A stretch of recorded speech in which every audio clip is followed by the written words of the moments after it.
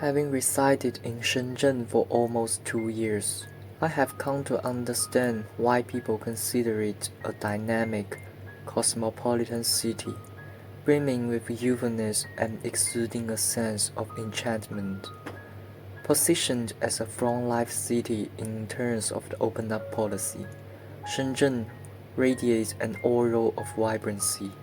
However, as I stood on the balcony of my dormitory for the first time, observing the drizzle and grey dust engulfing this metropolis, the visuals were as hazy as my vaguer future. One day, someone suggested Tsutaya Bookstore that I'm yet to visit. This particular bookstore was said to be a Japanese bookstore that housed a vast collection of books on animation. As a devotee fan of anime, this really aroused my interest. Following the map, I reached the Sea Future City, where Tsutaya Bookstore is located. Sea Future City, with its theme of art, nature, technology, is a captivating place filled with bright lights, lush plants, and engaging activities, all thoughtfully designed to ignite people's excitement. It was easy to locate the bookstore with the signposts pointing towards the direction.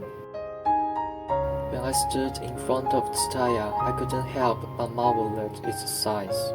The most eye-catching feature was a transparent column filled with the numerous paper roses, resembling the tip of a pencil. Some roses were fully bloomed, while others were still in bud, suspended in the air or scattered on the ground.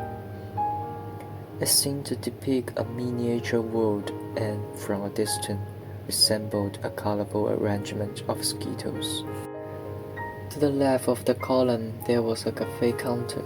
It is undeniable that a bookstore with a coffee area is a more appealing concept than traditional ones.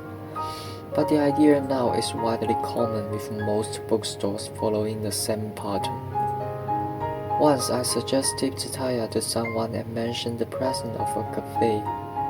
His enthusiasm and energy for coffee in a bookstore made me think that maybe I should grab a cup of coffee to know for myself, only to realize it tasted beautiful.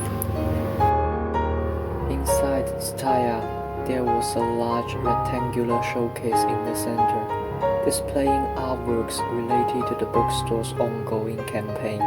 While the current artworks were not to my taste, I preferred the previous exhibition featuring broken Pokemon.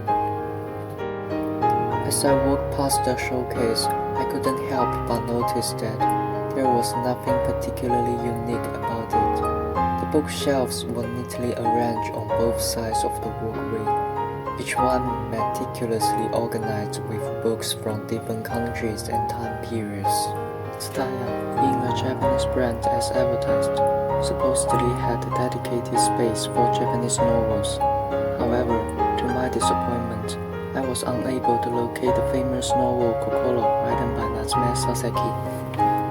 Nevertheless, my main focus for the trip was manga, and I was not disappointed in that regard.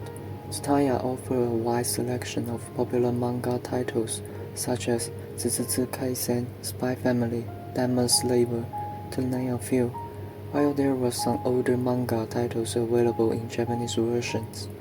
The overall variety seemed limited compared to Yinmang Bookstore in Guangzhou.